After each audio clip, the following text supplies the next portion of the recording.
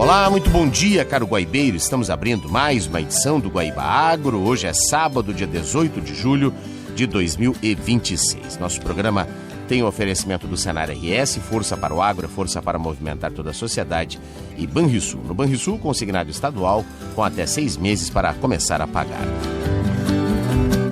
Nosso programa tem Luciano Vargas na mesa de áudio, a produção de José Carlos Roque, a central técnica sob responsabilidade de Cleiton Lopes, com as edições e também a parceria de Jefferson Gomes.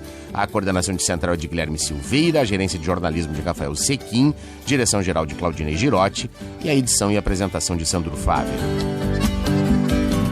O Senar está junto com você, produtor rural, sempre ajuntando conhecimento e prática para levar mais produtividade e eficiência para o campo, porque assim a agricultura e a pecuária crescem muito mais. Senar RS, vamos juntos pelo seu crescimento.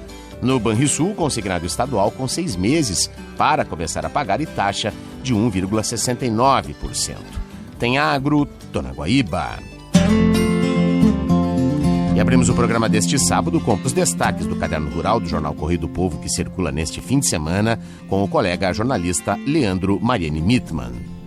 Olá, amigos guaibeiros, tudo bem? Leandro Mariani Mittman, editor assistente rural do Jornal Correio do Povo. Mais uma vez aqui para contar sobre o nosso caderno especial final de semana, o Correio do Povo Rural, em que destacamos nesse final de semana algo que os agricultores gaúchos, os produtores gaúchos são especialistas, que é o cooperativismo. A gente destacou essa iniciativa aí, que é fundamental aí historicamente para o crescimento do agro gaúcho. A gente enfocou mais nessa abordagem a agricultura familiar. Lembrando que dos 272 mil cooperados no Rio Grande do Sul, 73%, portanto 3/4 aí, são agricultores familiares.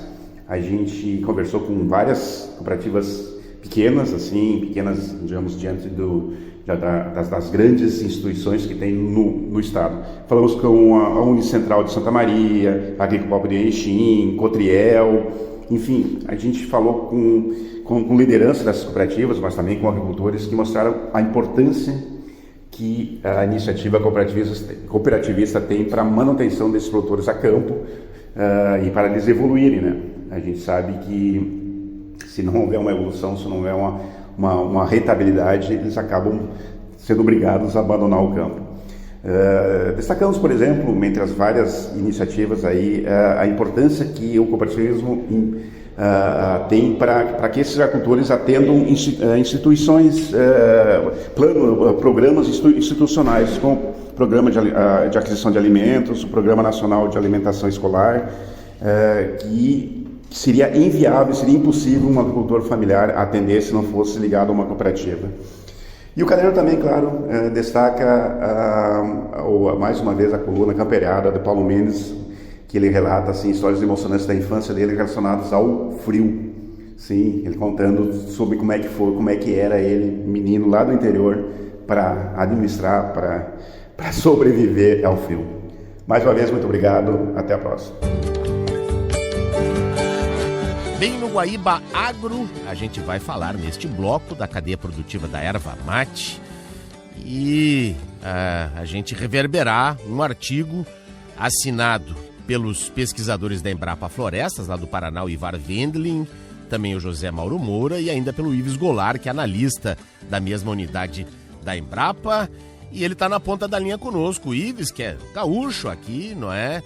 De São Gabriel, da nossa fronteira oeste, engenheiro agrônomo e doutor, não é? Exatamente, em erva mate. Caro Ives, seja bem-vindo ao nosso Guaíba Agro. Olá, Sandro. Obrigado pelo convite e olá a todos os ouvintes. Bom, satisfação é toda nossa. Estou com um artigo aqui na mão, bastante consistente, com muitos dados, muitas informações e faz exatamente, não é, conta um panorama, o cenário atual e que até faz uma retrospectiva ali no período da pandemia, quando a gente teve um boom no consumo, não é? Um consumo que se elevou muito, mas que depois veio arrefecendo, não é? Essa demanda. Podemos começar por aí, não é, Ives? Sim. Na pandemia, as pessoas ficaram mais, vamos dizer assim, ficaram mais presas nas suas casas ou trabalhando no home office, etc. e isso aumentou o consumo da erva mate pelo consumidor final. Tá. Porém, na mesma época, a região produtora de erva mate, ela sofria uma seca, que foi considerada assim, uma das maiores secas da América do Sul das Exato. últimas décadas. Então, o pessoal vai até lembrar que teve racionamento de água em algumas regiões. E naquela época, então, o que aconteceu? Nós tivemos um aumento de consumo com concomitante redução de produção. Tá. Então, isso fez com que o preço da erva mate se elevasse naquele momento, né? Tá bem. Perfeito. E hoje, o setor, exatamente, ele sofre pressão sobre preços e custos, não é? Exatamente. E aí, essa questão de preço e custo é uma questão de mercado, né? São várias cadeias que movimentam o setor ervateiro. Tá. Então, por exemplo, hoje nós temos a questão da inflação, a desvalorização do real frente a outras moedas internacionais. Os insumos são cotados em dólar, como o diesel, por exemplo, né? Quem é da agricultura sabe que Exato. praticamente todas as operações com trator e implementos têm consumo de diesel. E essa questão agora com Irã, Estados Unidos, Estreito de Hormuz... As questões geopolíticas aí influenciam no preço dos fertilizantes, não é, Ives? Exatamente. Essa agora do diesel é mais atual, mas dos fertilizantes, por exemplo, nós temos aí desde, se eu não me engano, 2022, por aí, essa questão da Rússia com a Ucrânia, É verdade. que afetou muito o preço, pressionou muito o preço dos fertilizantes para cima. E realmente aí o custo acaba ficando mais alto. Isso aumenta o custo de produção para o agricultor. No caso dos serviços como poda, uma roçada, que às vezes alguém precisa terceirizar, sim, aumenta também aumenta esse valor. Tá. E a questão da perda do real é importante a gente falar um pouco, porque se você olha nominalmente, numericamente, os preços eles não estão tão abaixo de como era antes. Só que o valor que aquele real paga ou compra está mais baixo. Então isso também pressiona para uma desvalorização. Né? E até em relação ao Paraná, o Rio Grande do Sul tem apresentado preços médios nominais mais baixos ainda até, não é? Exatamente. Isso aí se deve provavelmente à questão do tipo de erval, né? No Rio Grande do Sul, nós temos ervais cultivados a pleno sol. Exato.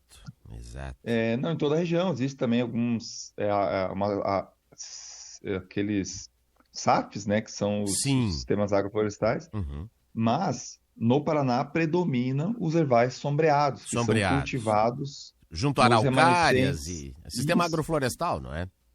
Isso mesmo, também é um agroflorestal, só que ele tem a sombra nativa, aquela sombra já estava lá e o agricultor cultiva a erva embaixo. E esse material, essa matéria-prima, ela tende a ter um valor um pouco maior no mercado. Agregado. Então, por isso a gente percebe aí, às vezes, R$2, R$3 a mais por arroba aqui na região do Paraná. Tá bem. Santa Catarina é meio dividido, né? Tem sombreado, pleno sol, então fica naquele meio termo.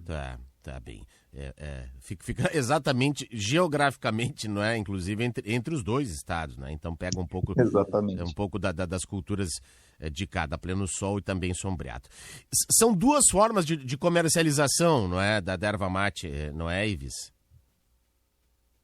Em pé em pé quanto na entrega para a indústria, não é? Isso, exatamente. Essa é a questão que o agricultor decide na hora de colher. Tá. Então, ou o agricultor vende a erva de uma forma que a indústria vem até a sua propriedade, colhe e leva de volta. Tá. Né? Então, a gente fala vendeu no pé. Perfeito. Ou então o agricultor realiza a colheita, contratada ou não, e leva até a indústria. Tá. Então, hoje, esse processo de colher e entregar dá mais ou menos uns R$10 no preço da arroba. Se a gente pensar que a arroba hoje está em torno de R$18, então você desconta aí, vai ficar R$8, R$9 o preço ao produtor, né? Certo, tá certo. Bom, diante desse cenário, nós temos acompanhado também a entrada em produção de novos ervais, não é? Que aumenta o volume, ao mesmo tempo que caiu a demanda, não é? Como é que faz para equilibrar essa matemática aí? Ela passa só por uma questão de mercado ou até mesmo de diversificação, de busca aí por uma produtividade mais trabalhada em sustentabilidade? Como é que vocês três aí, pesquisadores, você como analista, pensam nesse sentido, por favor? A gente tem que entender um pouco o porquê da situação atual. Tá, né? Então, a resolução... Exatamente. Então, por exemplo, você comentou no começo da pergunta, que é uma ótima pergunta, a questão do novos herbais. Tá. Então, 10 anos atrás, vamos arredondar para 10, nós tivemos um aumento de preço muito forte da erva mate, que foi talvez o maior preço histórico, e em várias razões na época, que fez com que muitos agricultores plantassem erva mate naquela época. Esses herbais plantados em 15, 16, 17, hoje eles estão entregando o volume para o setor, né? As herveiras estão agora entrando em fase de produção e aí colocam esse produto no mercado. Associado a isso, quando termina aquele período de seca, ali entre 19 e 21, você volta, começa a chover de novo, então aqueles herbais que estavam com 30% a menos de produção começam a entregar para o setor mais volume de matéria-prima. Então, uma oferta bem maior vai pressionar os preços para baixo. Né? Na questão do consumo, infelizmente, com o retorno, infelizmente pela queda de consumo, né? Pós-pandemia, ele deu uma queda, e com aquelas crises de chuva, né? Aquelas enchentes que nós tivemos no Vale do Taquari, região metropolitana de Porto Alegre, fez com que o consumo caísse muito drasticamente. Verdade. Primeiro porque não tinha estrada para levar erva mate para os mercados. Segundo, porque as pessoas não tinham sequer cuias, elas não tinham como parar para tomar o chimarrão, né? Quando o problema passa a ser moradia e alimentação, tomar o chimarrão vira uma coisa que a gente acaba deixando para depois. Exato. Né? Então, a partir disso, nós ainda não tivemos uma recuperação plena daquele consumo pré-enchentes, né? Até a Emater do Rio Grande do Sul tem feito um trabalho excepcional com essa questão do consumo. Eles avaliaram que caiu 1,5 kg mais ou menos o consumo per capita por ano, que era mais ou menos em torno de 10 e pouco, agora está em 8 e pouco. Então esse é o panorama. O que nós entendemos como solução para isso? Tá bem. Do ponto de vista do agricultor, a diversificação dos produtos é fundamental. Tá bem. Isso é produtor e indústria também, né? Produtos outros que não sejam tão ligados à cultura. Perfeito. Então, por exemplo, nós estamos tomando nosso chimarrão. Estou com o meu aqui na minha frente. E eu com o meu aqui. Cultural. Nós dois estamos conversando e mateando ao mesmo tempo. Exatamente. Então, isso é muito ligado à cultura. Aprendi com meu avô, aí com meu pai, eu ensinei minha filha. Mas para a gente aumentar esse consumo fora da região da cultura sulista, gaúcha, né? A gente precisa levar a erva mate para outras regiões do Brasil, consumindo da forma de chá. Novos produtos também, não? Produtos, exatamente, outras bebidas, porque essa é aquela redundância, é a porta de entrada para a pessoa conhecer a erva mate. Perfeito. E em algum momento consumir o chimarrão. Porque o chimarrão dá volume de consumo, né? Na nossa cuia ele tem 80 gramas. Num chá vai menos, mas ele tem um potencial de alcance bem maior, e isso tem acontecido mundo afora. Mas já temos até refrigerante, e inclusive lá fora, não é? Tem os energéticos, quer dizer, há uma infinidade de possibilidades, não? Exatamente, isso é uma realidade hoje.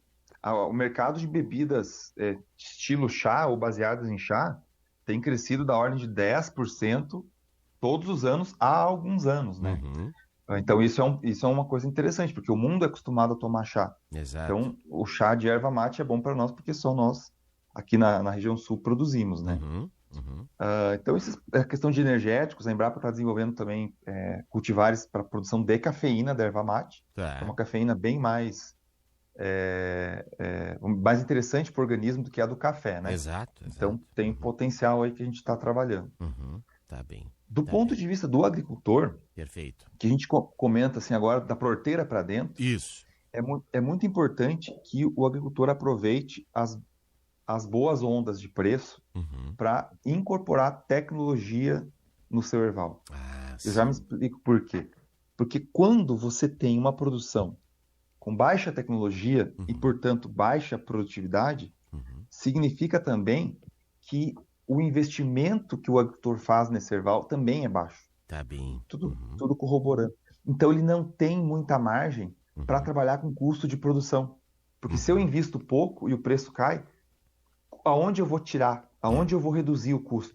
E passa, inclusive, pela escolha de cultivares com maior produtividade, não? Isso, com certeza. Cultivar, tecnologia de controle de planta daninha, adubação. Parece um contrassenso. Sim. É o que a gente mostra nesse artigo que nós escrevemos, é que para você se proteger dos momentos em que o preço está baixo, você tem que ter um investimento maior quando o preço é bom. Perfeito. Porque vamos pegar o oposto desse exemplo. Então, o produtor tem o seu erval com alta tecnologia, alto investimento e alta produtividade como consequência. Certo. Quando o preço está ruim, ele tem muita margem para trabalhar o custo de produção. Porque, por exemplo, ele pode ficar 1 ano sem fazer adubação, zero. A erva mate, por ser uma árvore, uma planta perene, ela tem um poder de resiliência bem maior do que uma cultura agrícola anual, como o milho, por exemplo. Então eu posso ficar 1 ano sem adubar a erva mate. Ela vai produzir praticamente a mesma coisa. Em 2 anos, ela vai ter uma queda pequena de produção. Exato. Então, quando você tem tecnologia investida lá, e nem tudo tem custo, tá? Uma poda correta, plantar na época correta, é o conhecimento incorporado na produção. Você tem margem para trabalhar. Se você está num nível muito baixo, então você não tem para onde correr, você fica muito, vamos dizer assim, à mercê do preço. Você só ganha dinheiro quando o preço está ruim. Então, hoje, para fechar essa parte da conversa, hoje, os agricultores, os produtores de erva mate, que têm boa produtividade, eles ainda estão operando no verde, eles ainda estão com uma receita positiva, mesmo tendo reduzido o custo de produção deles por causa do preparo que eles tiveram antes. Ou seja, isso desmistifica ou contraria aqueles que defendem, não é? Ou que, enfim, criticam o aumento da produtividade, né? Dizendo que pode até ampliar a disponibilidade de matéria-prima e isso colocar os preços para baixo. Mas esses dados que tu apresentas agora mostram exatamente o contrário disso, não é? É que aí tem uma questão de o âmbito que a gente analisa. Porque, vamos lá, a produtividade, que é a produção por área, isso é importante. Produção total. Produtividade é produção por área. Por área, tá. A produtividade, ela é um dado que diz mais respeito ao agricultor. Se o agricultor aumenta a produtividade dele e o vizinho não, ele vai ter um retorno no CPF dele. Com certeza. Agora, do ponto de vista de produção total, essa que afeta o mercado aí, brasileiro, argentino, ela envolve muito mais fatores. Então, para você mudar a produção nacional, é algo bem mais complicado. Nem todo mundo vai alcançar essas produtividades. Além disso, nós também mencionamos isso na matéria, existem muitos agricultores que são, vamos dizer assim, que eles não têm aquela cultura de produzir erva mate. Ele entra na atividade porque o preço está bom, mas ele não tem um histórico, um vínculo. Então, entendi. Quando o preço Os aventureiros, dá para se dizer assim, não? Aventureiro, perfeitamente isso. Inclusive, para a gente descontrair um pouco, quando chega numa propriedade rural e tu vê uma pocilga abandonada, um galinheiro abandonado, plantas que estão ali, um eucalipto plantado meio largado. Tu percebe que aqui o estilo da pessoa é de aventura, ela vai buscando. Mas não precisa nem ser no sentido pejorativo. O cara busca, o produtor busca as melhores oportunidades. Sim. Só que como ele não tem aquela atividade como cultura dele, culturalmente, ele acaba indo para outra, e para outra, e para outra. Como se fosse um investidor da Bolsa de Valores. Caiu a empresa que eu comprei, eu vou para outra. Então, a tendência é que esses aventureiros saiam da atividade e permaneçam aqueles que têm enraizado na sua... Eu sou realmente um produtor de erva, então esse vai buscar a melhoria do erval. Então, no médio e longo prazo, o setor se equilibra, né? Enfim, até porque o preço já foi bem pior, né? Hoje a gente está na faixa aí de R$20, mas 20 anos atrás ele estava em 5. Então, claro, tem que ter inflação envolvida. Mas tem muito esses fluxos, né? Esses ciclos de altas e baixas, entra e sai. E quem investir, não é, Ives, em qualidade, em rastreabilidade, exigências, não é, cada vez maiores, aí futuramente pode até entrar aí em negociações de mercado de carbono, porque nós temos uma cultura que é nativa, é adaptada, é daqui, não é? Perfeito, é isso mesmo. Essa é uma das formas de valorizar o produto. Então, a gente pode mencionar também a questão das IGs, né? Que aí na região de Machadinho também acabou de ganhar Machadinho aí, Palmeira das Missões está tentando. Vários polos estão em busca agora. Exatamente. Então, é mais uma comprovação pro mundo que há essa questão cultural e de qualidade da erva, diferenciação da erva mate, né? Então, isso traz para o agricultor uma agregação de valor daquela matéria-prima. Então, a certificação agroecológica, quando for possível, cultivo em sistema agroflorestal, porque a sombra agrega o valor também, né? As indústrias preferem esse tipo de material. E a questão do carbono é importante, porque, de novo, é uma cultura perene, você não tem que trabalhar o solo todo ano. Exato. Então, você não perde carbono para o ambiente, pelo contrário, você agrega carbono no solo. Então, tem várias pesquisas nessa linha.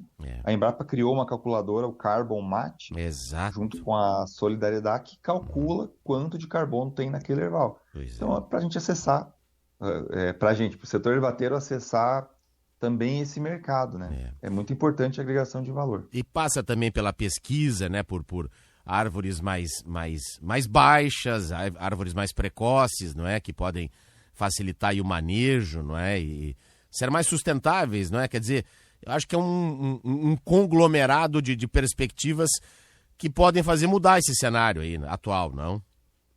Exatamente. Daí a pesquisa ela vai trazendo soluções para problemas de forma pontual, né?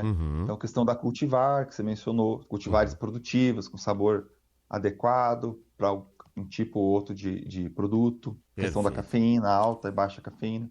Exato. No caso que você comentou de porte de plantas, né? Isso é uma pesquisa com arquitetura vegetal, com fisiologia vegetal, como que poda essas plantas. Né? Isso é uma ciência que às vezes as pessoas não conhecem, né? Mas você definir o quanto que você tira da copa de uma herveira é uma árvore, né? Exato. Eu não posso colher 100% dessas folhas, porque senão eu mato a planta. Claro. Então, você tem uma pesquisa ali de fisiologia. Exatamente. Então, a gente acaba pesquisando todos esses fatores e devolvendo para o produtor as formas mais eficientes de produzir. Perfeito. Mas, claro, a decisão final por adotar ou não essas tecnologias sempre uma decisão do agricultor, né? Exato. E a gente tem o manejo mate, o Fertimate, Planimate, o Carbon Mate, como já disse aí também, né? São vários aplicativos.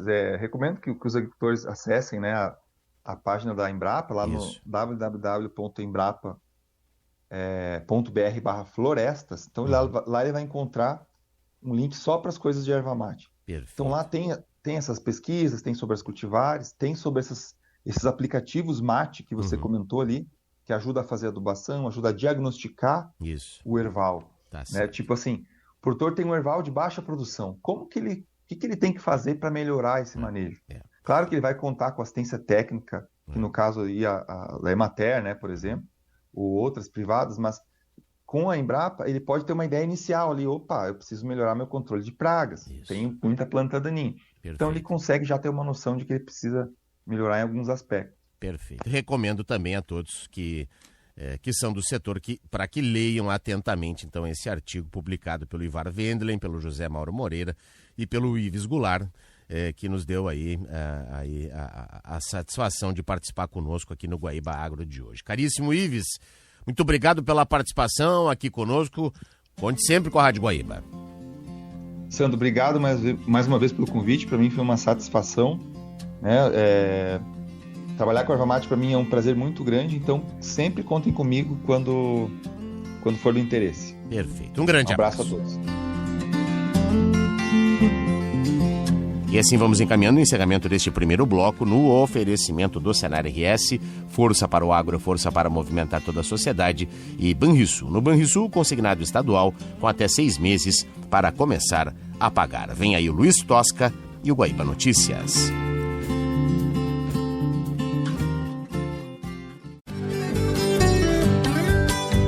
Estamos retornando agora com o segundo bloco do Guaíba Agro deste sábado, dia 18 de julho, no oferecimento do Senar RS, que está junto com você, produtor rural, sempre juntando conhecimento e prática para levar mais produtividade e eficiência para o campo, porque assim a agricultura e a pecuária crescem muito mais. Senar RS, vamos juntos pelo seu crescimento.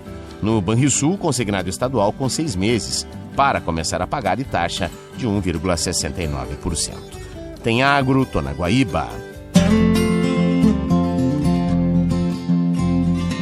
Bem no Guaíba Agro, a partir de agora a gente vai falar de fruticultura e um trabalho de pesquisa desenvolvido pela nossa Secretaria Estadual a partir do Centro Estadual de Diagnóstico e Pesquisa em Fruticultura do Departamento e Pesquisa Agropecuária da Secretaria, que trata da reprodução de pessegueiros, não é? A gente tem a reprodução sexuada e assexuada. E ainda no Rio Grande do Sul nós temos uma predominância, não é, da implantação dos pomares por sementes, não é? E que é uma metodologia que pode resultar em uma grande variabilidade genética e até desuniformidade de plantas produzidas. E a pesquisa da Secretaria foi norteada aí, não é, pela adoção do sistema de estaquia. E a gente vai entender um pouco mais, não é, desse processo, conversando a partir de agora com o Rafael Anzanello, que é pesquisador do Cefrute. Caro Rafael, seja bem-vindo aqui ao Guaíba Agro. Olá, Sandro. Olá, os ouvintes da Rádio Guaíba. É uma satisfação conversar com vocês. Bom, satisfação é toda nossa. Vamos falar um pouco mais desse trabalho, então, que focou na questão dos porta-enxertos de pessegueiro. É isso, Rafael? Exatamente, Sandro.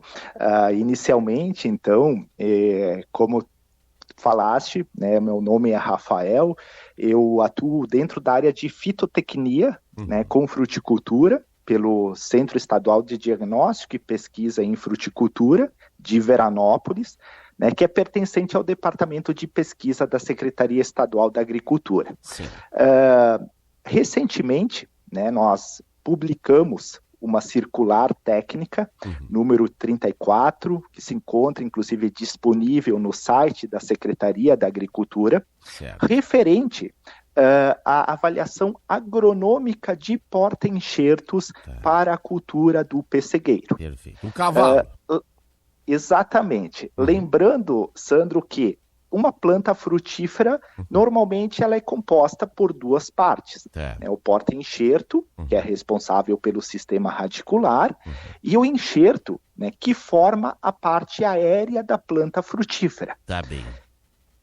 E esse porta-enxerto, né, ele é fundamental, né, hoje na fruticultura, porque ele influencia tanto o vigor, a produtividade, a qualidade dos frutos e a longevidade da planta, além, né, de conferir uma maior resistência a pragas, doenças, condições adversas de solo, de clima, né? Assim, a escolha do porta-enxerto é decisiva, né, para o sucesso do pomar. Perfeito.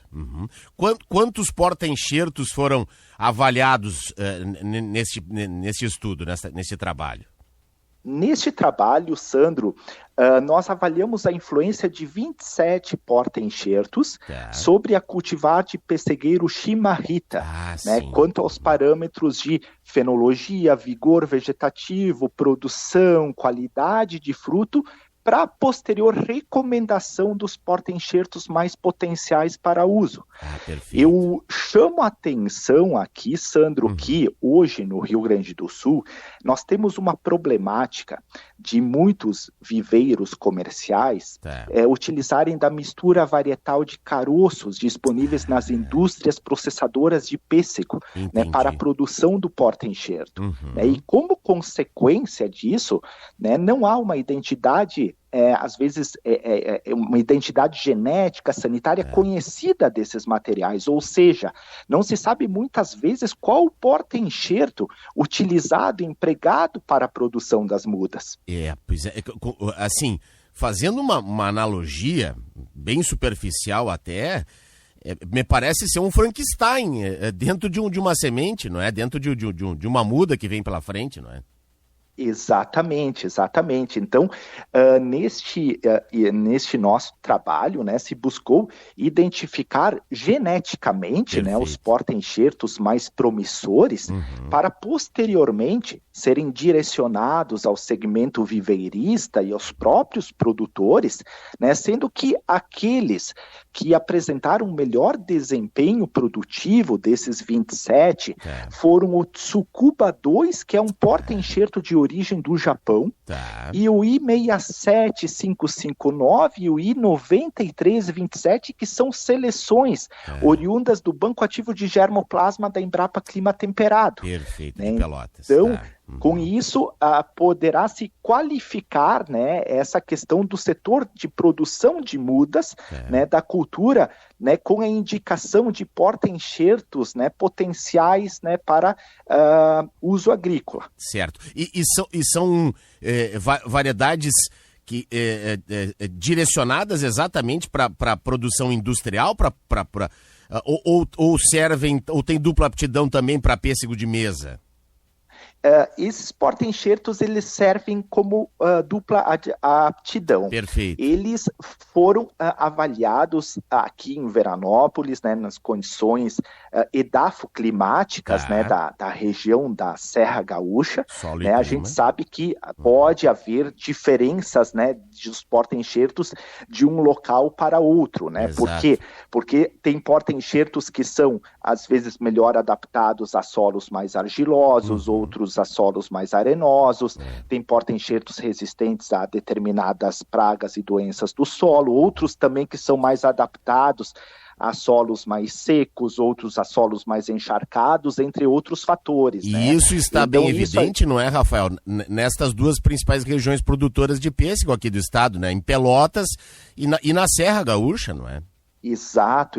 Hoje, a produção de pêssego, né, no estado do Rio Grande do Sul, né, está concentrada principalmente nessas duas regiões, sendo que aqui a Serra Gaúcha, ela produz anualmente cerca de 60, 70 mil toneladas de pêssego, que mostra a relevância da cultura, né, e essa região da Serra Gaúcha é o principal polo do estado para a produção de pêssego de mesa, né, para consumo in natura. Em contrapartida, né, a região de Pelotas, né, é o principal polo de produção do estado para pêssego de indústria. Perfeito. Bom, como você disse, já temos então esse estudo já publicado, não é? Essa circular técnica, e que ela deve ser seguida pelos viveiristas comerciais aqui do estado, não? Exato. A ideia, né, uma vez esses genótipos, né, avaliados pela pesquisa, né, esses porta-enxertos, eles podem ser indicados, transferidos para viveiristas registrados e credenciados junto ao Ministério da Agricultura, né, especializados na produção de mudas em escala comercial. Né? Então, a gente não produz as mudas, né? A gente realiza a pesquisa e depois esses materiais, então, eles são indicados, né, para o segmento viveirista, né, que aí é a função de eles fazerem a produção das mudas para os produtores interessados no seu cultivo. Perfeito. E há, claro, nessa relação, não é, entre o plantio por sementes e por muda, uma diferença enorme, não é? Fora o baixo custo e a celeridade na produção a partir da implantação de uma muda, não é? E consigo questão sanitária, uniformidade da produção, não é? Isso.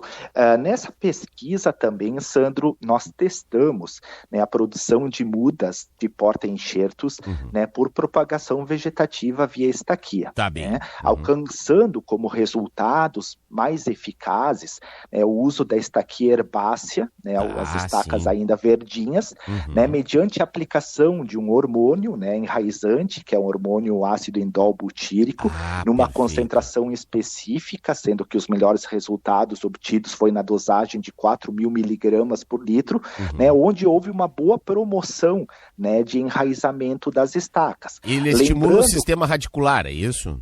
Exatamente. Lembrando, Sandro, que hoje a propagação do pessegueiro, né, como tu disseste, ela ocorre basicamente por caroço. Né, e quando propagada por caroço, o pessegueiro pode expressar toda uma variabilidade, desuniformidade de plantas produzidas.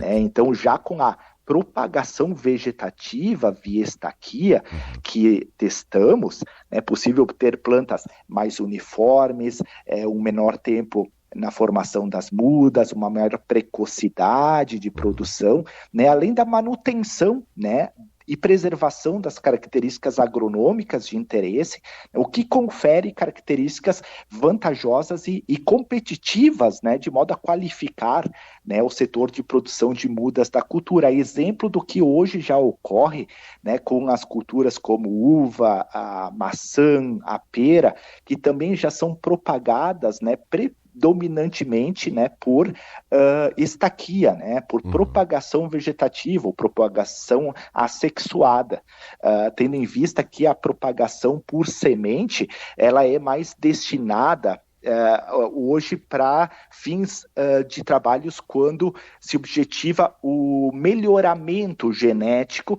porque dentro da semente ocorre uma segregação bastante grande, né, e levando a uma diversidade, né, bastante grande também dos materiais que podem ser obtidos de sementes, né? Já com a propagação vegetativa por estaquia, no nosso caso, a gente consegue fazer uma planta igual a outra, né, sem que haja essa variabilidade, essa diversidade, né, de plantas produzidas. Perfeito. Na enxertia, uma das técnicas mais utilizadas é a borbulha, não é? Em T invertido? Isso. Hoje a técnica, né, mais adotada para enxertia do pessegueiro é a borbolia em T invertido, né, onde que ocorre a união, né, entre o porta-enxerto e o enxerto, que vai dar origem, né, aos frutos desta planta.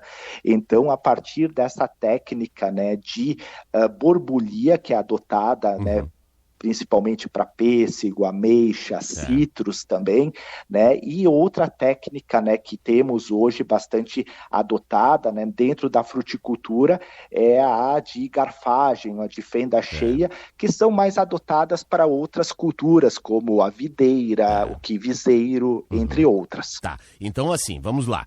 Para o viveiro, para a produção da muda, utilização do método de estaquia. E para a produção do pomar, a enxertia, é isso?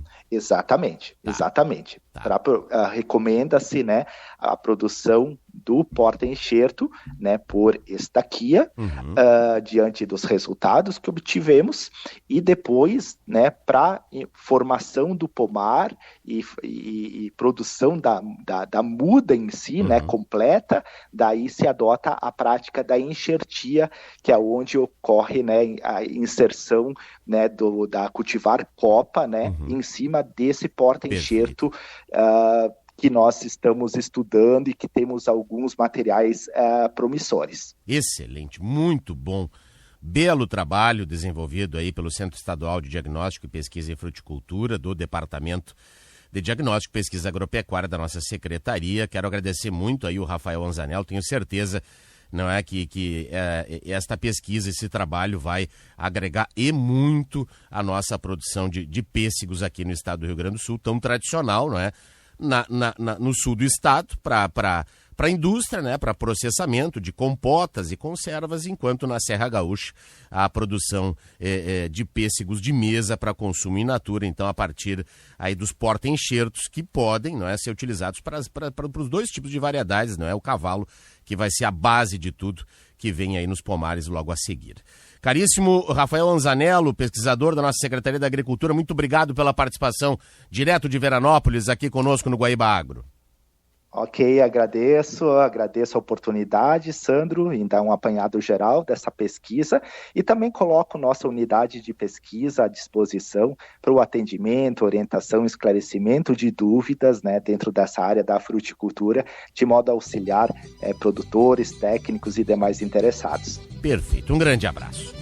Um abraço. E assim chegamos ao fim deste bloco em nome do Senar RS, força para o agro, força para movimentar toda a sociedade, e Banrisul, no Banrisul consignado estadual, com até 6 meses para começar a pagar. Nós vamos ao intervalo e já voltaremos.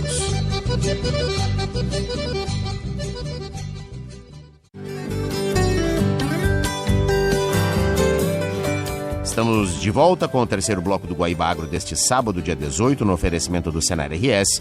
Está junto com você, produtor rural, sempre juntando conhecimento e prática para levar mais produtividade e eficiência para o campo, porque assim a agricultura e a pecuária crescem muito mais. Senar RS, vamos juntos pelo seu crescimento. No Banrisul, consignado estadual, com 6 meses para começar a pagar e taxa de 1,69%. Tem agro, tô na Guaíba. Bom, no Guaíba Agro, agora a gente vai falar do projeto de geotecnologia para recuperação de áreas atingidas pelas enchentes, desenvolvido pela nossa Emater, é o Geotecnologias na Recuperação de Áreas Degradadas aqui no estado. E está na ponta da linha conosco a coordenadora de projetos ambientais da Emater, a Thaís Michel, ela que é doutora em ecologia, também é médica veterinária. Doutora Thaís, seja bem-vinda aqui ao Guaíba Agro. Olá, muito obrigado. Eu que agradeço a oportunidade. Bom, satisfação é toda nossa.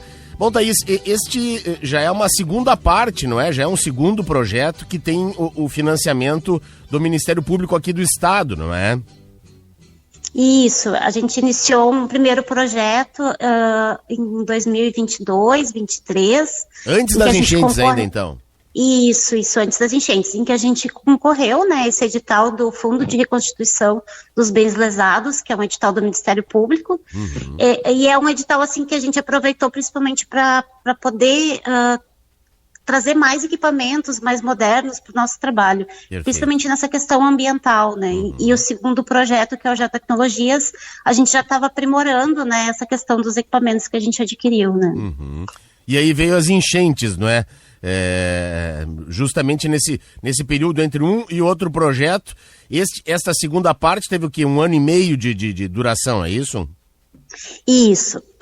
A ideia é que, assim, a ideia era a gente ter equipamentos que a gente conseguisse monitorar áreas que estavam em recuperação, que independente, antes da enchente, a gente já tinha um outro projeto junto com a Secretaria do Meio Ambiente, em que a gente está trabalhando recuperação de áreas de preservação permanente, recuperação de nascentes, né? E a gente tem essa dificuldade de estar sempre ali acompanhando a recuperação das áreas. Então a gente pensou em usar monitoramento, o geomonitoramento, né, com a aquisição de drones e equipamentos exatamente para qualificar. E daí vem a enchente, que isso vira uma demanda enorme, assim, né? Porque, infelizmente, o impacto nessas áreas foi muito grande, né? Exato. E aí a gente pega aí as bacias hidrográficas do Taquariantas, do Jacuí e Sinos, acho que como as que foram mais afetadas, não é? Isso.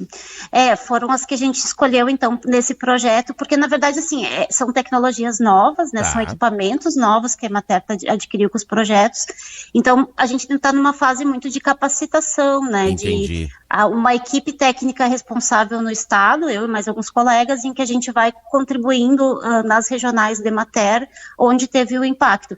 Mas o projeto mesmo, ele foi muito mais a gente se apropriar dessa metodologia, e daí a gente teve um apoio muito importante da Embrapa também, que nos ajudou a aprender a usar as ferramentas, né, e tudo, e começar as análises, né, e a ideia é que agora, junto com esses novos projetos que a Emater tem tocado, como a Operação Terra Forte, é que a gente use já essas tecnologias para monitorar as áreas, né? Tá bem. Bom, você já citou aqui o uso de drones. Eu acho que esse é um equipamento fundamental aí, não é? Para o sensoramento remoto, até para o processamento por imagens, por fotos, enfim, não? Isso. E acho que por várias razões ele é uma ferramenta que a gente não pode abrir mão mais hoje em dia, né? Exato. Tanto pelo fato, a falta de acesso que a gente teve em áreas, né, de deslizamento ali, vários locais que os produtores não conseguiam ter noção do impacto porque não conseguiam chegar nas áreas. Então, o drone, tanto o de imagem, né, que a gente também adquiriu, que é aquele mais simples, quanto o multiespectral, que é o que tem o sensor que é capaz de fazer aquela leitura dos dados geomorfológicos da área. Os dois foram bem importantes, assim, né?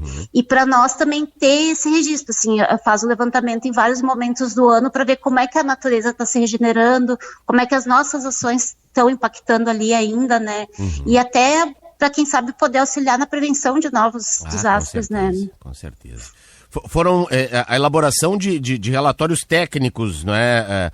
A partir dessas áreas de estudo, é isso? Isso, a gente escolheu 2 áreas do Taquariantas, né, 2 áreas do Sinos e 2 áreas do Baixo Jacuí, e a ideia era então. Sempre tentando, que são as nossas unidades de referência, essas 6, né, a ideia era que a gente pegasse uma área de deslizamento e uma área de alagamento, mas as áreas de deslizamento foram muito difíceis de monitorar.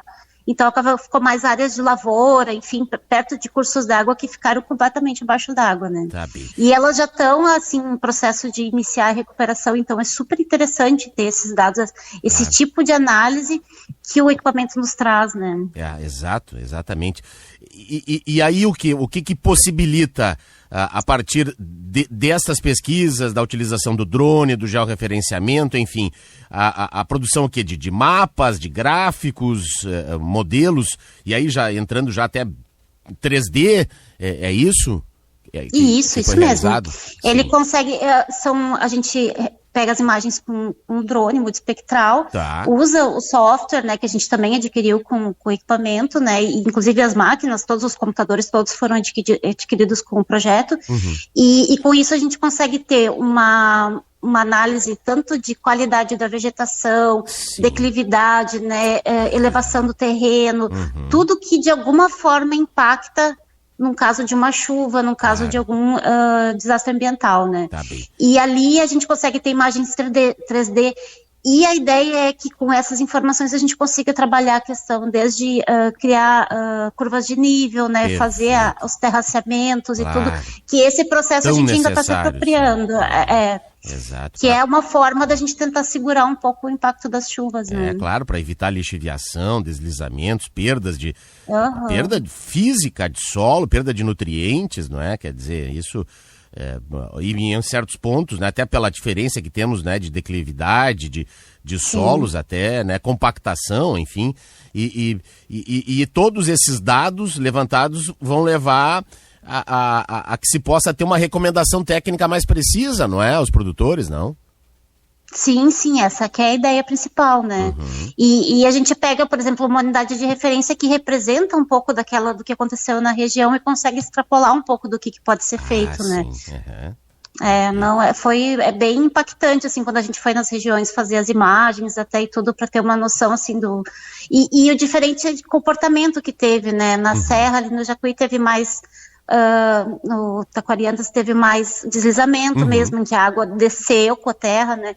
O Jacuí já foi aquela força da água que veio com rapidez, né? E aqui no Sinos já mais essa questão da estabilização do alagamento mesmo, né? Onde tu teve um acúmulo de água por muitos dias, né? Então foram diferentes impactos em cada área, né? Perfeito. Muito bem, claro que aconteceu, não é? toda essa tragédia, não é, que a gente viveu, mas que de certa forma, não possibilitou, não é, que esses equipamentos,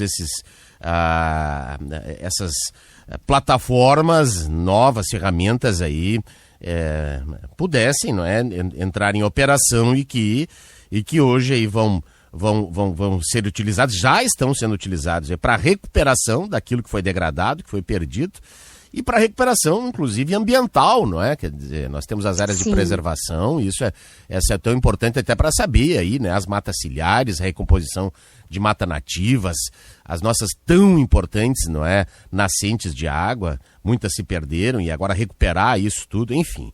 É um trabalho que de médio e longo prazo, não é, Thaís? Mas que com essas ferramentas aí pode, de repente, dar uma celeridade nisso tudo, né? Sim, e monitorar, né? Porque todo esse processo de recuperação não é uma receita que a gente consegue aplicar tal manejo, né? O ideal é que a gente vá vendo como é que a natureza está respondendo e vai adaptando aquele método de recuperação, né? Perfeito. E esse monitoramento nos permite ter uma outra forma de olhar para aquela área, como é que ela está se recuperando, né? E de repente... E até com melhor seja se antecipar, não é? Às futuras adversidades, porque a gente sabe que a gente está no olho do furacão aqui nessa região, não é? Do mapa mundial, né? Então, é verdade, o que nos espera nos próximos meses, né? Tomara que não seja o caso de 2024. Chegando, né? Perfeito. Eu disse olho do furacão de uma forma ilustrativa, né? Porque não são os furacões efetivamente, não é, que nos assolam, mas as adversidades, não é, decorrentes aí dos fenômenos que têm tanto prejudicado, não é, tanto nas enchentes quanto nas estiagens até mais corriqueiras ainda. Enfim, muito bom o trabalho desenvolvido, mais né, pela nossa Emater. Eu quero agradecer a Thaís Michel, coordenadora de projetos ambientais da Emater, em atender o convite de participar conosco aqui no Guaíba Agro. Muito obrigado, Thaís. Eu que agradeço. Um grande abraço. Abraço. Chegamos assim ao fim de mais um bloco do nosso programa. Em nome do Senar RS, força para o agro, força para movimentar toda a sociedade. E Banrisul, no Banrisul, consignado estadual, com até 6 meses para começar a pagar. A gente vai para o intervalo e volta em seguida com o último bloco do programa deste sábado.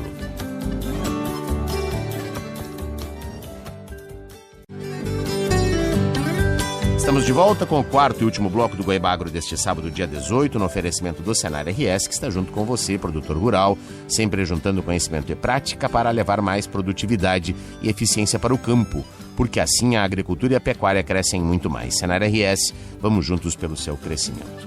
No Banrisul, consignado estadual com 6 meses para começar a pagar e taxa de 1,69%. Tem agro, tô na Guaíba.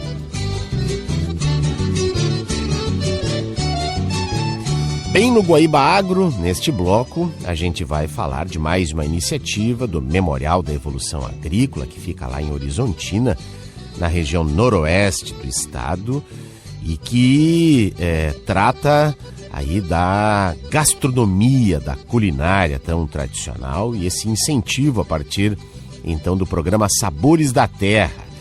E a gente vai saber mais detalhes, então, né, deste projeto, do edital, como é que vai ser desenvolvido, quem pode participar, conversando a partir de agora com a Carla Borba, que é a coordenadora do Programa Educativo, Cultural e Socioambiental do MEA, Memorial da Evolução Agrícola. Então vamos lá para Horizontina. Carla, seja bem-vinda aqui ao Guaíba Agro. Olá, como vai? Tudo bem, Sandro? É um prazer sempre estar conversando contigo. E agora trazendo essa novidade, né, do nosso educativo do Memorial da Evolução Agrícola, que é o edital Sabores da Terra, que vai acontecer, né, no nosso ambiente aqui preparado para esse momento de sentir os sabores, provar, né, degustar os sabores da nossa região, que é na Cozinha Experimental MEA. Nós temos uma cozinha aqui dentro do Memorial, que é um espaço educativo, né. Então, esse edital é para que as pessoas que se inscrevam possam utilizar a cozinha como um espaço educativo, né, pedagógico. Perfeito. A iniciativa vai selecionar 5 projetos, Carla?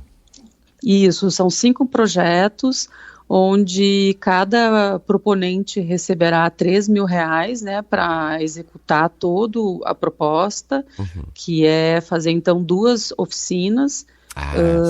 É a mesma oficina, mas com públicos diferenciados, um público para adultos e o outro para a comunidade escolar, né? Então teremos 10 oficinas, é isso? Exatamente, 10 oficinas. E a gente traz uma provocação, né, nesse edital para os proponentes, que é pensar os sabores da terra, principalmente no sentido de olhar para a produção agrícola do nosso Rio Grande do Sul, da nossa região, né? Então, assim, que os insumos, os ingredientes, eles venham de agricultura familiar ou de produção orgânica, de agrofloresta, né? Então, esse é o objetivo principal desse edital. Tá bem, perfeito. E o investimento é do Programa Nacional de Incentivo à Cultura, é isso? Isso, na verdade o Memorial da Evolução Agrícola ele é um projeto do Instituto John Deere, vinculado ao Ministério da Cultura via Lei Rouanet. Então esse valor que o educativo, né, que o MEA está aportando para o edital, de R$15.000 no total, né, 3.000 para cada projeto, ele vem desse, né, da lei de incentivo, né? Então a gente está assim usando aí uma verba, né, de patrocínio, uma verba pública, de uma certa forma, né? Tá bem. Inscrições para pessoas jurídicas.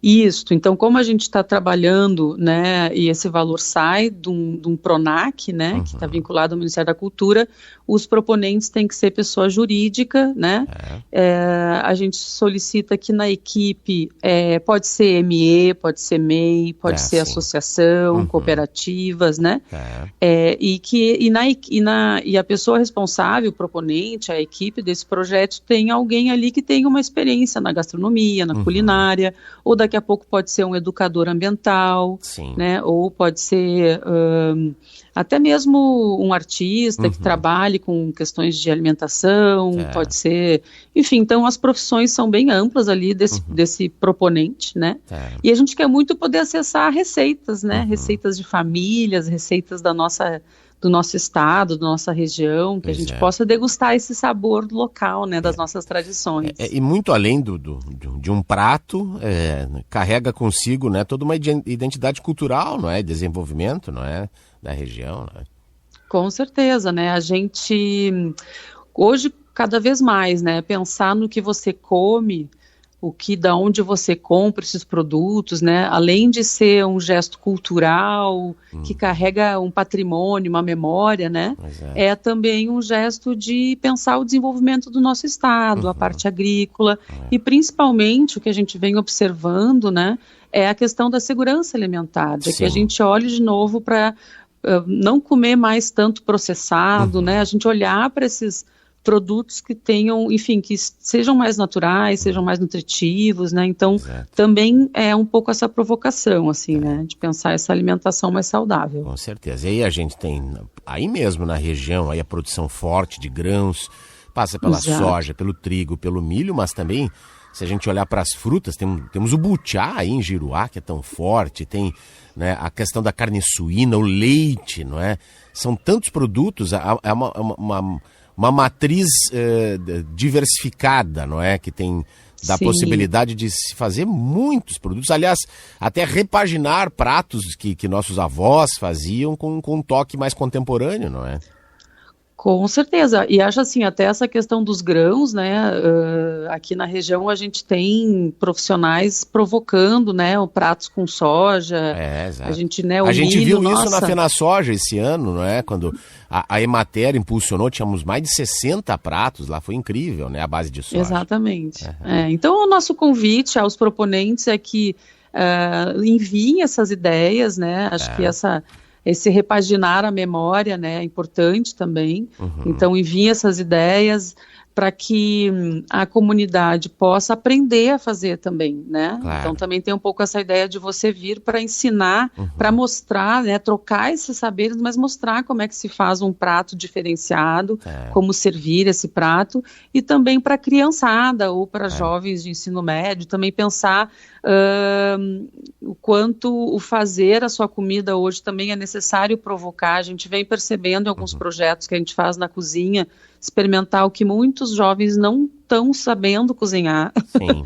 Parece bobo, mas assim, de realmente entender o que o cozinhar tem muito a ver com história, com química, né? Com uma experiência de familiar, né, de você estar ali cozinhando para alguém, tem uma relação de afeto. Então a gente está entendendo que a cozinha é uma grande plataforma pedagógica que está ajudando a criançada e os jovens a também a trocarem saberes ali, né, com seus colegas. Então essa ideia de socializar. Então assim, o convite aos proponentes vamos pensar nesse patrimônio alimentar, né? O que na sua família tem de história potente, como é que você hoje está utilizando essas receitas na sua família, ou enfim, na sua comunidade, e também essa ideia de trocar isso com as pessoas, pensar uma comida sustentável, uma comida que venha de uma produção, né, da nossa região, e que seja saudável. Perfeito. Acho que essa é uma grande questão que o Instituto John Deere vem pautando muito nos seus projetos. Perfeito. Inscrições já abertas vão até 20 de julho, não é, Carla? Exatamente, é um mês, né? Nós abrimos agora dia 20 de junho, vai até o dia 20 de julho. Quem tiver dúvidas, né, exclusivamente pelo nosso site, pode entrar no site, mas é por e-mail, edital@mea.org.br. Tá bem, perfeito. Só para a gente ainda também trazer ao público, não é? Para quem quiser visitar o prédio do Memorial, aberto de quarta a domingo e também feriados, não é? Exato, exatamente, de quarta a domingo, feriados, das 9 horas da manhã às 17 horas da tarde, para ver a exposição de longa duração focada na história da agricultura brasileira, da região que a gente, né, do Noroeste, e a parte externa, né, que a gente fala que somos o MEA é um centro cultural dedicado para a agricultura brasileira que também tem 64 metros quadrados e tem uma parte externa, onde as pessoas podem ter um momento de lazer. Essa parte externa, ela fica aberta de terça a domingo, das 8 da manhã às 22 horas. Então, assim, as famílias, as pessoas podem visitar o memorial e ainda poder fazer um piquenique, né? A criançada pode ter pracinha para brincar, dá para trazer bicicleta, é um lugar seguro. Né, então é um convite para um bom domingo, e agora que está esse friozinho, vim comer à tarde uma bergamota no gramado. Tá faltando a minha visita aí, quando eu for aí visitar os familiares na região, vou dar um pulo aí em Horizontina. Por favor, vai ser uma honra recebê-lo. Que legal, vai ser com certeza um passeio bem bacana. Tá bem, então, inscrições abertas para o edital Sabores da Terra, promovido pelo Memorial da Evolução Agrícola do município de Horizontina, não é? Que é aí uma região, não é? Horizontina, Santa Rosa, toda essa região, um importante polo metal mecânico direcionado à produção, à fabricação de maquinário agrícola. Mais de 60% desses equipamentos utilizados nas lavouras brasileiras saem efetivamente desta região. Carla Borba, coordenadora do Programa Educativo, Cultural e Socioambiental do MEA, muito obrigado pela participação aqui conosco na Rádio Guaíba. Eu que agradeço. Até a próxima. Até a próxima, um grande abraço. Um abraço. Bom, no Guaíba Agro, neste bloco, a gente vai falar do Prêmio CNA Brasil Artesanal, que acaba de ganhar um livro, O Ofício do Sabor, as histórias dos vencedores do prêmio, compreendendo aí os concursos entre 2019 e 2024. São 58 produtores brasileiros vencedores desse importante prêmio. E a gente vai saber mais, então, desta publicação, conversando a partir de agora com a Fernanda Silva, assessora técnica e responsável pelo programa da nossa Confederação da Agricultura e Pecuária do Brasil. Fernanda, seja bem-vinda mais uma vez aqui ao Guaíba Agro, da Rádio Guaíba de Porto Alegre. Obrigada, é sempre um prazer falar com você e com seus ouvintes. Obrigada pelo convite. É um livro para saborear, Fernanda? Sandro, a gente, quanto CNA, nós estamos muito felizes, né? Porque a gente viu nesse livro, O Ofício do Sabor, uma forma de estar eternizando as histórias desses 58 produtores que desde 2019 vem acompanhando o programa, participando do nosso concurso de qualidade, e a gente achou que seria uma forma, né, de fazer essa homenagem e deixar registrado as histórias deles. Pois é muito mais do que contar, não é, os produtos vencedores. É um relato de histórias de vida, de tradições, não é, de conhecimentos de geração em geração, não é, Fernanda? É muito isso, sabe? Foram 11 escritores entrevistando esses produtores. Eu falo assim que em cada linha tem muito mais do que história. Ali tem muito amor, tem dedicação, tem uma família por trás, né? Que muitos deles passaram de geração em geração esse conhecimento, aprenderam a fazer esses produtos às vezes com os avós. Exato. Então aí seguindo, né, por esse Brasil afora, com tanta dedicação, com tanto amor aquilo que faz, né? Então a gente entendeu que cada um deles que estão no livro merecia viver esse momento aqui com a Confederação da Agricultura. Pois é, produtos, enfim, não é, que trazem consigo toda uma tradição familiar e que também ganharam, né, contemporaneidade, não é, com aquilo que o público consumidor quer hoje. E aí está aí o destaque que foi... E sempre isso, não é? O concurso sempre teve essa característica, né, de ter um júri técnico, mas também ter um júri popular, não é, Fernanda? É bem isso. E assim, para que as pessoas que estão nos ouvindo possam entender o tamanho, né, desse trabalho, foi um ano, né, construindo, foram 11 escritores, 9 capítulos, né, porque são 9 cadeias que nós trabalhamos, 15 fotógrafos em campo, registrando esse momento. Então, assim, foi um trabalho, assim, construído durante esse ano. E assim, Sandro, quando a gente... escuta o relato desse produtor, quando eles abriram essas páginas, viram essa história, né, deles, ilustrada ali, e eu acho que o nome também, né, Sandro, do livro, O Ofício do Sabor, né, isso acho que mostra muito, assim, dessa dedicação que esses produtores vêm tendo ao longo dessa trajetória, de cada um com a sua dificuldade, mas eu vejo no olhar de cada produtor essa persistência e muitas vezes vai ao encontro disso que você está falando, uma adaptação de uma receita para um público que tem uma nova demanda, que quer um produto diferente, né, tendências de mercado, e eles vêm atendendo esse público, honrando as suas receitas originais, mas muitas vezes adaptando conforme uma necessidade de um cliente que, né, que está fazendo uso do seu produto. Perfeito. E foi uma quilometragem bem expressiva feita, 9 estados brasileiros visitados, né, para o livro, né?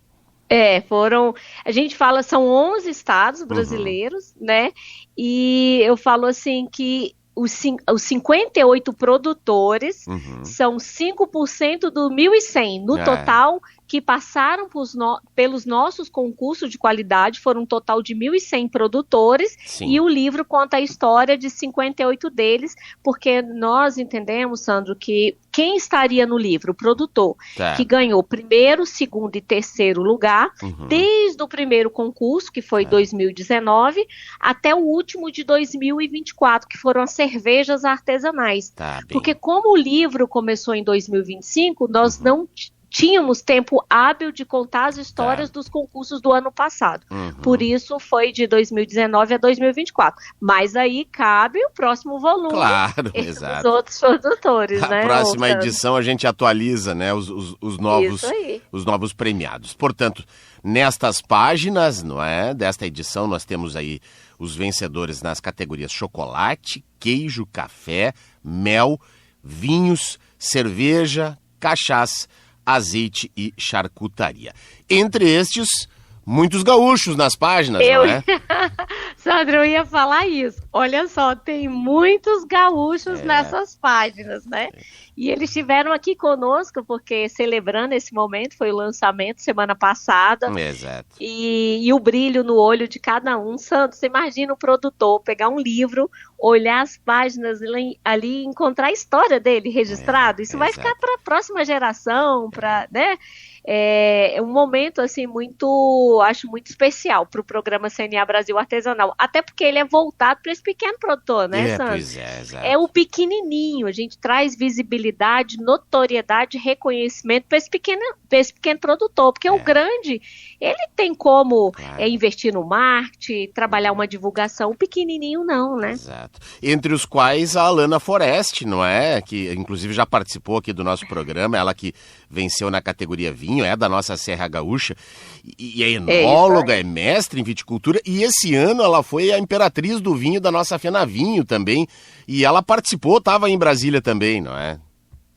A Alana esteve aqui, nós tivemos a feira, Expovites Brasil, uma feira aqui da região centro-oeste, e nós tivemos vários produtores aí do Rio Grande do Sul comercializando seus produtos, e a Alana Forest é uma delas que esteve aqui conosco, tem sua história contada, mas também estava aqui nessa feira comercializando e divulgando os vinhos Forest aqui conosco. Que legal. Para quem está nos acompanhando, quero acessar o livro, não é? Não só aqueles que estão nas páginas, mas o público em geral, porque é riquíssima, uma obra linda, eu já vi ela online, e aí já estou dando a dica. Dá para fazer download, não é?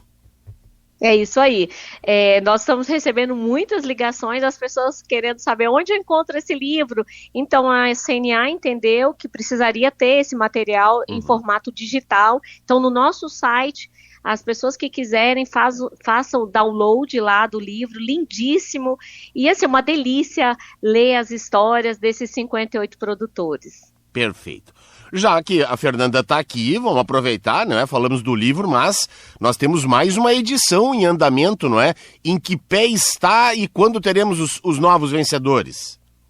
Então, nós temos 3 edições em andamento, né? Esse ano a gente está fazendo a 2ª edição do concurso de azeite de oliva, a 2ª edição das cachaças de alambique, e a novidade desse ano são os doces de leite, em barra e pastoso.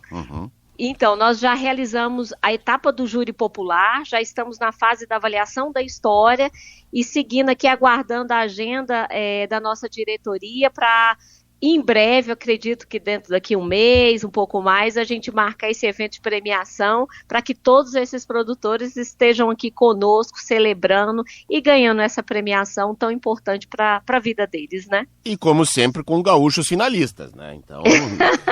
Ei, vou te contar que nos 3 concursos nos 3, nós né? temos, nos 3, em azeite temos finalista, gaúcho, na cachaça e no doce de leite também. E a gente Isso mostra a riqueza, né, do Rio Grande do Sul, né, Sandro? É um trabalho muito forte com as agroindústrias familiares e a gente fica muito feliz, não é, de trazer a público isso, né, essa participação diante de um concurso tão importante que é o Prêmio Brasil Artesanal. Quero agradecer muito a Fernanda Silva, responsável pela premiação, né, trazendo as informações do livro Ofício do Sabor, as histórias dos vencedores do Prêmio CNA Brasil Artesanal. Muitíssimo obrigado mais uma vez. A gente está sempre junto aqui, Fernanda. Só nos avisar que o espaço é cativo para a nossa CNA e para o prêmio. Eu agradeço pelo espaço, sempre que é nos cedido aqui para a gente trazer boas notícias aí. Tá? Obrigada. Um grande abraço. Outro. Chegamos assim ao fim de mais uma edição do Guaíba Agro. Em nome do Senar RS, força para o agro. É força para movimentar toda a sociedade. E Banrisul, no Banrisul consignado estadual, com até 6 meses para começar a pagar. Para você que perdeu alguma parte desta edição ou quer acompanhar novamente na íntegra, acesse o nosso canal do Guaíba Agro no Spotify, YouTube, Deezer e ainda no Amazon Music. A gente se reencontra na próxima segunda-feira, às 5 da manhã e também às 11h30 da noite, abrindo e fechando a programação jornalística aqui da Guaíba. A todos, um grande abraço e um excelente fim de semana. Você ouviu Guaíba Agro.